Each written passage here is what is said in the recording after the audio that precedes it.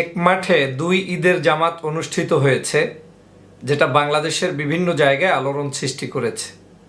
ভেবে দেখেছেন, মাঠ একটি আর ঈদের জামাত অনুষ্ঠিত হয়েছে দুইটি একই মাঠের ভিতরে। এক প্রান্তে এক বংশের মানে একটা গোষ্ঠীর লোকেরা, একই বংশের মধ্যে এক অনুসারীরা ডান পাশে আর এক অনুসারীরা বাম পাশে। সমাজের অবক্ষয় কোন জায়গায় পৌঁছলে এরকম একটি অবস্থান তৈরি হতে পারে সেটা আজ একটু ভেবে দেখুন। যেখানে ঈদের নামাজ পড়ার জন্য মসজিদ ভিত্তিক জুমার নামাজেও ঈদের নামাজ শর্ত নয়, ঈদের নামাজটা সকল জুমার নামাজ মিলে বিশেষ একটি মাঠে স্থানে অনেক মানুষকে নিয়ে নামাজ পড়ার যেখানে বিধান রয়েছে, উৎসাহ প্রদান করা হচ্ছে, সেখানে এখন মসজিদে মসজিদে তো হচ্ছেই, তা ব্যতি রেখে এখন মাঠের মধ্যে আপনার নামাজ পড়া হচ্ছে একই মাঠে দুই প্রান্তে দুটি প্যান্ডেল করে। অবাক হচ্ছেন যে এই কাণ্ডটি বাংলাদেশে ঘটেছে? হ্যাঁ, বাংলাদেশে ঘটেছে। আমি এই বিষয়টি সামাজিক চরম অবক্ষয় হিসাবে দেখেই বিষয়টি নিয়ে একটু কথা বলার চেষ্টা করছি, কারণ আমার কাছে মনে হচ্ছে এভাবে যদি সমাজ ব্যবস্থা ভেঙে পড়ে তাহলে এই সমাজে আমরা কিভাবে মানুষকে আলোর পথ দেখাবো, ভালো পথে নিয়ে যাব। দেখেন, এই নিউজটি আপনারা নিশ্চয়ই ইতিমধ্যেই পেয়েছেন যে এক মাঠে কি হচ্ছে, ঈদের দুই জামাত, এ কেমন দৃশ্য। এই শিরোনামে সকল পত্রিকায় এসেছে কম বেশি। আমি একটা জায়গা থেকে আপনাদেরকে দেখাচ্ছি, 18ই জুন যে রিপোর্টটা এসেছে যে বংশগত দ্বন্দ্বের জেরে একই মাঠে দুই ভাগে বিভক্ত হয়ে পবিত্র ঈদুল আজহার নামাজের জামাত আদায় করেছেন মুসল্লিরা। বিষয়টি নিয়ে সামাজিক যোগাযোগ মাধ্যম ফেসবুক সহ এলাকায় ব্যাপক চাঞ্চল্যের সৃষ্টি হয়েছে। সোমবার 17ই জুন সকালে শরীয়তপুরের জাজিরা উপজেলার পালেরচর ইউনিয়নের দারিকান্দি উচ্চ বিদ্যালয় মাঠে আলাদা দুটি প্যান্ডেল করে ঈদের নামাজ আদায় করতে দেখা গেছে মুসল্লিদের। জানা যায়, পালেরচর ইউনিয়ন হাওলাদার ও দরিবংশের মধ্যে দীর্ঘদিন ধরে বংশগত দ্বন্দ্ব চলমান রয়েছে। এই দ্বন্দ্বকে কেন্দ্র করে ঈদুল আজহার কয়েকদিন আগে থেকেই দুই গ্রুপের লোকজন বিভক্ত হয়ে নামাজ পড়ার পরিকল্পনা করেন। পরে দুই বংশের প্রধানদের সঙ্গে আলোচনা করে দুই স্থানে নামাজ আদায়ের সিদ্ধান্ত নেওয়া হয়। কিন্তু হাওলাদার ও দুই বংশের লোকজন দরিকান্দি উচ্চ বিদ্যালয় মাঠে আলাদা প্যান্ডেল করেন ঈদের নামাজ আদায়ের জন্য। এরপরে যা ঘটার তা তো আপনারা দেখেছেন, যে প্যান্ডেলের চিত্রটি বাংলাদেশের বিভিন্ন জায়গায় আপনারা সে ছবিটি দেখেছেন। এই ছবি দেখার পরে আর প্যান্ডেলের চিত্র দেখেন, এই যে প্যান্ডেলের চিত্রটা আপনারা এই যে দুইটা ছবি দেখেন, একটা ছবি এই আর একটা ছবি ওই যে পিছনে আর একটা শামিয়ানা দেয়া। তো একই মাঠের মধ্যে একই বংশের মানে একই গোষ্ঠী জ্ঞাতির মধ্যে এই যে বৈষম্যের শিকার হয়ে ঈদের জামাত, তাহলে এই ঈদ আমাদেরকে কি শিক্ষা দিল? বাংলাদেশে আপনারা দেখেছেন যে সাম্প্রতিক সময়ে গরু কেনাকে কেন্দ্র করে 2 লক্ষ টাকায় গরু ক্রয় করেছে। সেই গরু 2 লাখ টাকায় ক্রয় করে পাশের বাড়ির আশেপাশে বলা বলি হয়েছে।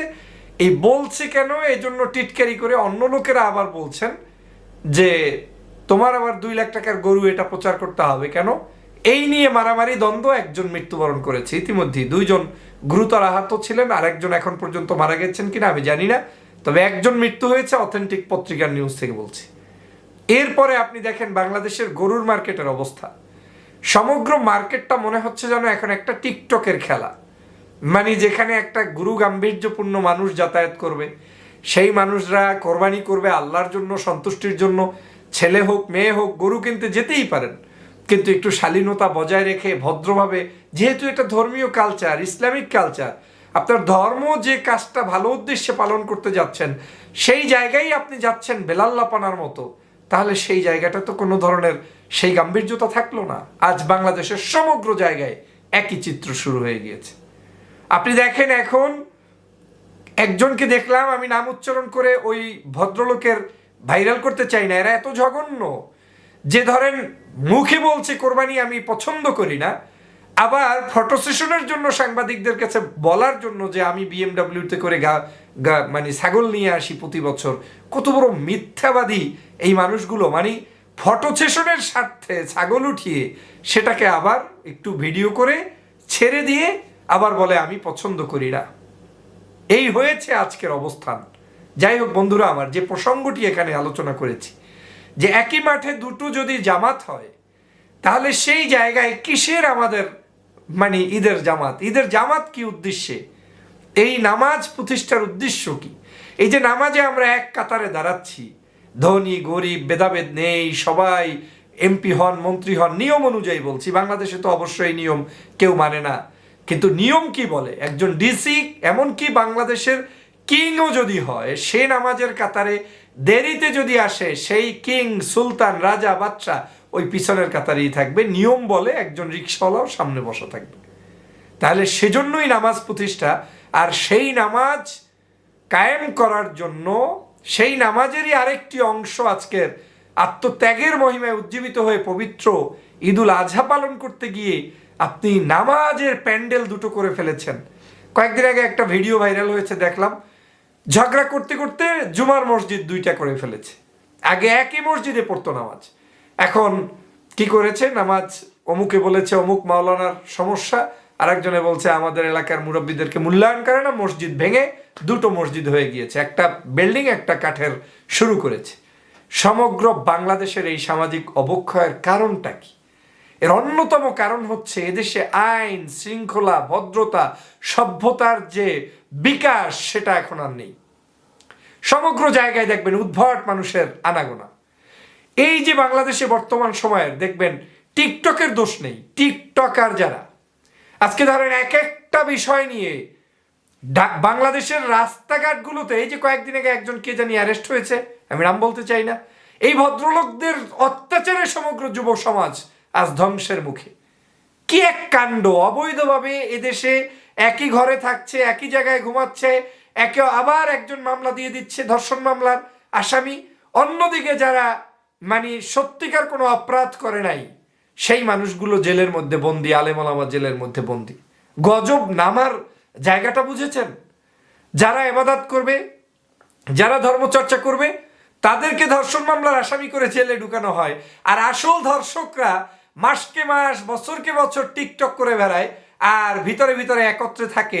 আবার তাও কি কেমন অসভ্য সমাজ হয়ে যাচ্ছে যে মা স্বীকৃতি দিচ্ছে, মাই অনুমোদন দিচ্ছে, মাই থাকছে।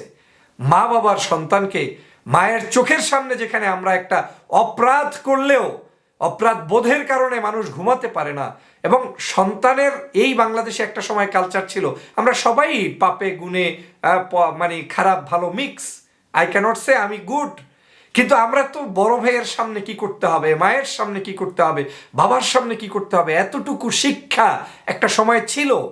এই একই অপরাধগুলো একটা সময় গোপনে ছিল, মানুষ করতো কিন্তু ভাই জানতো না, মা জানতো না, বাপ জানতো না।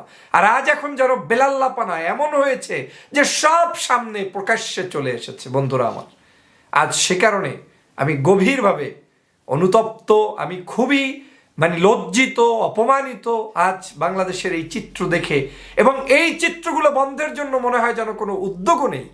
কারণ এই চিত্রগুলো যদি চলতে থাকে, একটা জাতিকে শেষ করে দেওয়ার জন্য, একটা ঘুম পরিয়ে রাখার জন্য এই জিনিসগুলো সরকারি মদদই অন কাইন্ড অফ হচ্ছে।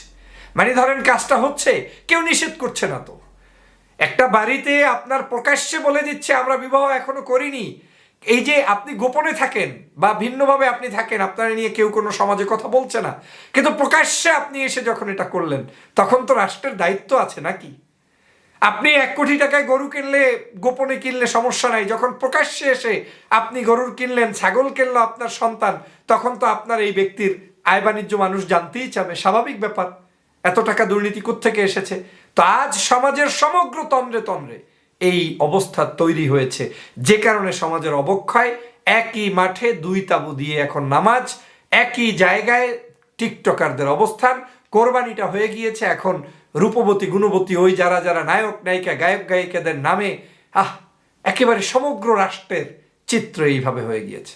আসুন বন্ধুরা আমার, এই দেশকে, এই জাতিকে, এই দেশের মানুষকে সঠিক পথে উজ্জীবিত করতে হলে দেশপ্রেমে উজ্জীবিত হতে হবে, ধর্মের সঠিক শিক্ষাকে নিজে যেমন আমল করতে হবে, পালন করতে হবে, অন্যকেও সেভাবে উৎসাহিত করতে হবে।